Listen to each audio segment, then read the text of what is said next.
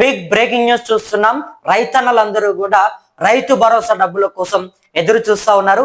ఇప్పటికే నిన్న ముఖ్యమంత్రి రేవంత్ రెడ్డి, డిప్యూటీ సీఎం బట్టి విక్రమార్క, వ్యవసాయ శాఖ మంత్రి తుమ్మల నాగేశ్వరరావు ముగ్గురు కూడా ఏదైతే హైదరాబాద్ లోని శిల్పకళ వేదిక ద్వారా వానాకాలానికి సంబంధించినటువంటి రైతు భరోసా నిధులని పూర్తిగా కూడా రైతుల ఖాతాలో జమ చేసినటువంటి పరిస్థితి.